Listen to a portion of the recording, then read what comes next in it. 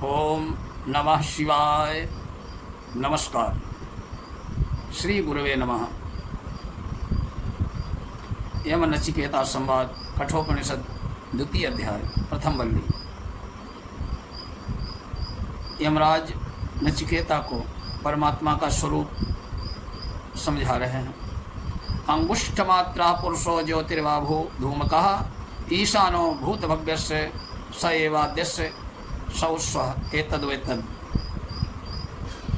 मनुष्य की हृदय गुफा में स्थित अंगुष्ठ मात्र पुरुष भूत भविष्य और वर्तमान का नियंत्रण करने वाले स्वतंत्र शासक हैं।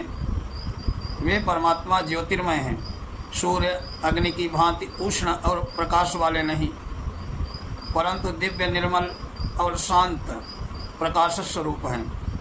लौकिक ज्योतियों में धूम्र रूप दोष का होता है। ये धूम्र रहित दोष रहित सर्वथा विशुद्ध ज्ञान स्वरूप हैं। अन्य ज्योतियाँ घटती बढ़ती रहती हैं और समय पर बुझ जाती हैं, परंतु वे जैसे आज हैं वैसे कल भी हैं। इनकी एक रसता नित्य अक्षुण्ण है। वे कभी न तो घटते बढ़ते हैं न कभी मिटते हैं। नचिकेता, ये परिवर्तन रहित अविनाशी परमेश्वर ही वे ब्रह्म हैं जिनके संबंध में तुमने पूछा है। यथोदकम दुर्गे वृष्टम पर्वतेषु विधावती एवं धर्मान पृथक पश्यस्ताने वानु विधावती। यमराज कहते हैं, नचिकेता, वर्षा का जल एक ही है, पर वो जब ऊंचे पर्वत की उबड़ खाबड़ चोटी पर बरसता है तो वहाँ ठहरता नहीं है। तुरंत ही नीचे की ओर बहकर विभिन्न वर्ण आकार और गंध को धारण करके पर्वत में चारों ओर बिखर जाता है। इसी प्रकार एक ही परमात्मा से उत्पन्न हुए विभिन्न स्वभाव वाले देव, मासुर, मनुष्य आदि को जो परमात्मा से पृथक मानता है, पृथक मानकर ही उनकी उपासना करता है, पूजा पाठ करता है, उसे भी बिखरे हुए जल की भांति विभिन्न देव असुर आदि के लोकों में एवं नाना प्रकार की योनियों में भटकना होता है। वो ब्रह्म को प्राप्त नहीं होता है। यथोदकम शुद्धे शुद्धमासक्तिम तादृगेव भवति एवं मुनिर्विजानत आत्मा भवति गौतम।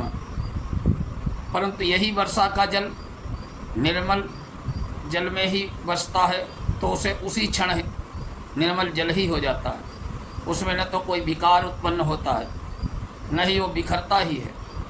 इसी प्रकार हेत गौतम वंशी नचिकेता, जो इस बात को भली भांति जान गया है कि जो कुछ है वो सब परब्रह्म पुरुषोत्तम ही है, उस मननशील संसार के बाहरी स्वरूप से उपरत पुरुष का आत्मा परब्रह्म से मिलकर उसके साथ तादात्म्य भाव को प्राप्त हो जाता है।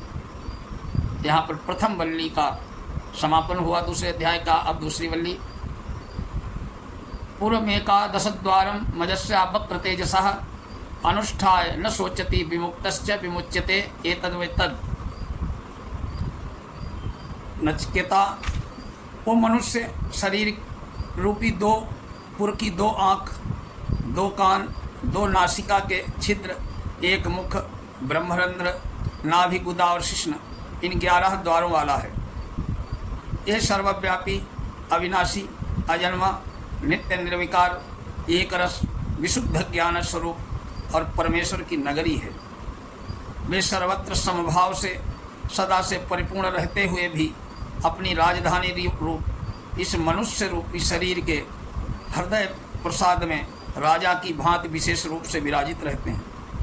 इस रहस्य को समझकर मनुष्य शरीर के रहते हुए हो जीते जी जो मनुष्य भजन स्मरण आदि साधन करता है, नगर के महान स्वामी परमेश्वर का निरंतर चिंतन और ध्यान करता है, वो कभी शोक नहीं करता। वो शोक के कारण रूप संसार के बंधन से छूटकर जीवन मुक्त हो जाता है और शरीर छूटने के पश्चात विदेह मुक्त हो जाता है। परमात्मा का साक्षात्कार करके जन्म मृत्यु के चक्र से सदा के लिए छूट जाता है।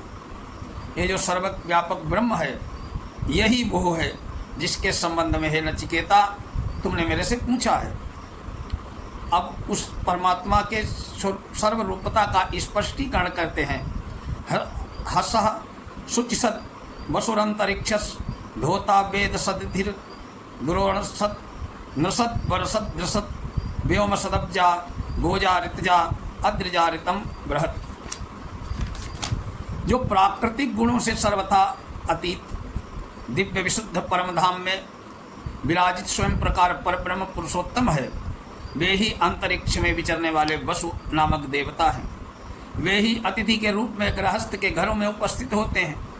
वे ही यज्ञ की वेदी पर प्रतिष्ठित ज्योतिर्मय अग्नि हैं। उनमें आहुति द्वारा प्रदान करने वाले होता भी वही हैं। वे ही समस्त मनुष्यों के रूप में स्थित हैं। मनुष्यों की अपेक्षा श्रेष्ठ देवता और पितृ आदि के रूप में स्थित, आकाश में स्थित, सत्य में प्रतिष्ठित वे ही जल में मत्स्य हैं। शंख सुक्ति आदि के रूप में प्रकट होते हैं। पृथ्वी में वृक्ष, अंकुर, अन्न, औषधि आदि के रूप में वही परमात्मा प्रकट होते हैं।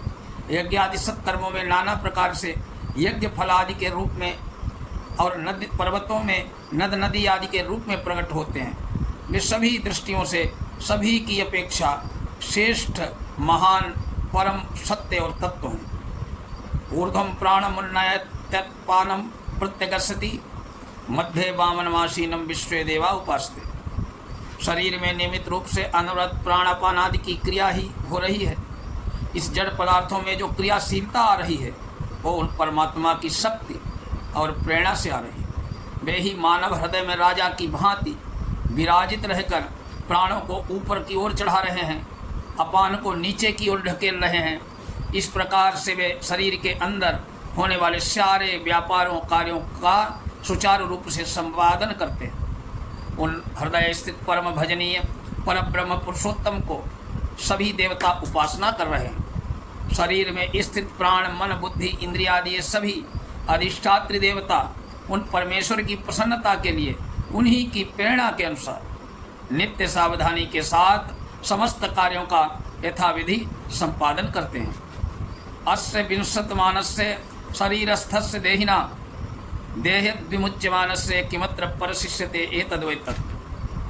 हे नचिकेता, ये वो एक शरीर से दूसरे शरीर में गमन करने के स्वभाव वाला देही जो जीवात्मा है, जब इस वर्तमान शरीर से निकलकर चला जाता है और उसके साथ ही जब इंद्रिय प्राण आदि भी चले जाते हैं, तब वो मृत शरीर में क्या बचा रहता है? देखने में तो कुछ भी नहीं रहता है, पर वो परब्रह्म परमेश्वर जो सदा सर्वदा समान भाव से सर्वत्र परिपूर्ण है, वो जो चेतन रूप और जड़ प्रकृति सभी में सदा व्याप्त है, वो रह जाता है। यही वो ब्रह्म है जिसके संबंध में तुमने मुझसे पूछा है। अब आज का विषय यहीं तक, अगले अध्याय में फिर मिलेंगे। कठोपनिषद के इस द्वितीय अध्याय की दूसरी वल्ली का जो विवेचन चल रहा है उसके साथ। तब तक के लिए नमस्कार, जय श्री राम।